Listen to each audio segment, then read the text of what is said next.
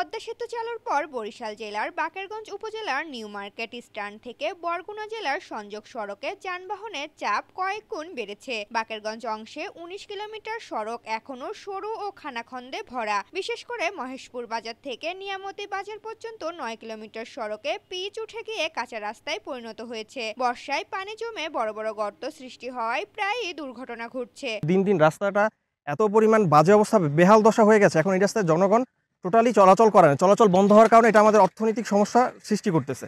রাস্তাটা এত পরিমাণ খানাখন্দ বর্ষাকালে সৃষ্টি হয়, আমরা প্রতিনিয়ত এখানে দুর্ঘটনার শিকার হচ্ছি। এখানে শত শত স্কুলগামী কলেজগামী স্টুডেন্ট তারা দুর্ঘটনার শিকার হচ্ছে।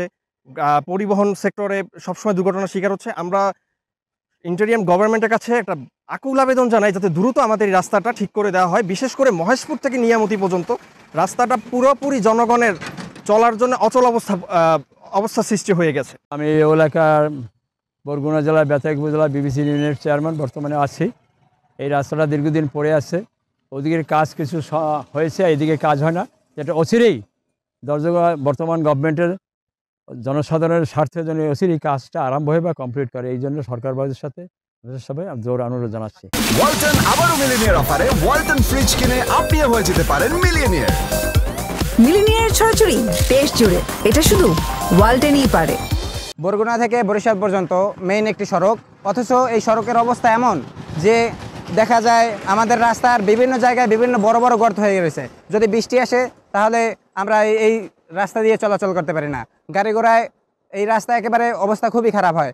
অতএব আমাদের দাবি হচ্ছে এই রাস্তাটা যেন সংস্কার করা হয়, এই রাস্তাটা যেন একটু ভালো করা হয়। মহেশপুর থেকে নিয়ামতি পর্যন্ত রাস্তা খুবই ভাঙ্গাচুরা, এর ভিতরে গাড়ি ঘোড়া চালানো যায় না। আর যদিও কোনো মতে কষ্ট করে চালায়, ঠিক আছে, প্যাসেঞ্জার এগুলো উঠতে চায় না। এগুলো সরকার প্রতি দৃষ্টি রাখছে, যদি কোনো মতে সারিয়ে দেয় তাহলে ভালো হতো। ঢাকা, যশোর, খুলনা, রাজশাহী, ফরিদপুর সহ বিভিন্ন রুটের যাত্রীবাহী ও পণ্যবাহী যানবাহন চলাচলেও চরম দুর্ভোগ পোহাচ্ছেন। স্থানীয়রা দ্রুত সড়কটির সংস্কারের দাবি জানিয়েছেন। বাকেরগঞ্জ উপজেলা এলজিডি নির্বাহী প্রকৌশলী মোহাম্মদ হাসনাইন আহমেদ সড়কটি সংস্কারের আশ্বাস দিয়েছেন। নিউ মার্কেট থেকে নিয়ামতি পর্যন্ত আমাদের একটি 15 কিলোমিটার রাস্তা রয়েছে। এর শেষের অংশ প্রায় 5 কিলোমিটার আমাদের অলরেডি রিপেয়ারের কাজ চলছে, এবং এই নতুন অর্থ বছরেও যে আমাদের রিপেয়ার আসবে সেখানে আমরা এই রাস্তাটি অন্তর্ভুক্ত করা হয়েছে। আশা করছি যে আগামী অর্থ বছরে আমাদের যখন এই মেইনটেনেন্সের কার্যক্রম শুরু হবে তখন ওই রাস্তাটির যে বাকি যে খারাপ অংশটি রয়েছে সেটি মেরামতযোগ্য অবস্থায় এবং পূর্ণ ব্যবহারযোগ্য অবস্থায়